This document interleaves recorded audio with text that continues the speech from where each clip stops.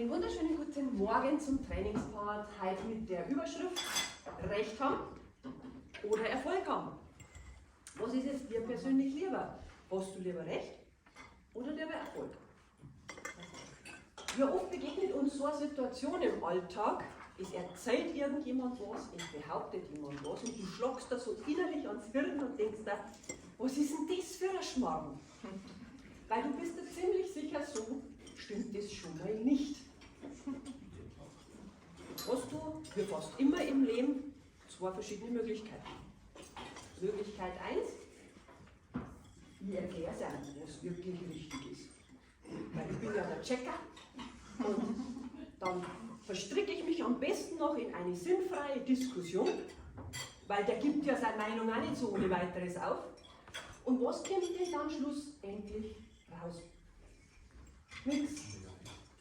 Weil Diskussion bringt eure Frustration.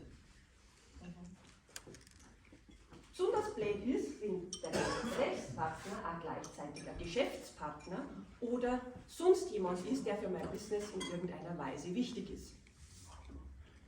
Zweite Möglichkeit. Ich lasse ihm einfach seine Meinung. Auch wenn es nur so schwer fällt. Wahrheit ist ja grundsätzlich etwas sehr Subjektives. Die Wissenschaft, zum Beispiel die neurolinguistische Programmierung, geht ja von einem bestimmten Grundsatz aus. Der Grundsatz lautet, jeder hat auf seine Weise Recht. Das musst du erst einmal auf den Zug zergehen lassen. Jeder hat auf seine Weise Recht. Heute aus seinem persönlichen Blickwinkel raus. Und jetzt nur mal angenommen, das darf so stimmen. War es dann nicht wesentlich klüger, demjenigen seine Meinung zu lassen? Und zum Beispiel einfach dazu zu sagen, hey, aus dem Blickwinkel habe ich das noch gar nicht so gesehen. Damit gibst dem du ja nicht recht, aber du gibst dem ein gutes Gefühl. Und du lernst dadurch automatisch den anderen erst einmal so sein zu lassen, wie er heute ist. Genau, also du lernst den so gelten zu lassen und du hast dann noch einen weiteren Vorteil, weil du kannst nämlich sofort positiv über was anderes reden, und zwar zum Beispiel über dein Geschäftliches.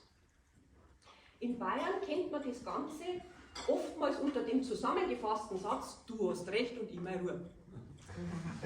Also mach's dir leicht, probier es aus und jetzt am Schluss noch einen kleinen Praxis-Profi-Tipp. Wenn in der nächsten Zeit bei dir daheim dein Mann oder deine Frau einmal irgendwas behauptet und du dir innerlich ans Hirn schlagst und sagst, was ist denn das für ein Schmarrn? Schnauf einmal tief durch und sag, Schatzi, aus dem Blickwinkel habe ich es noch nie gesehen. Und du wirst geliebt werden. Also, viel Erfolg dabei.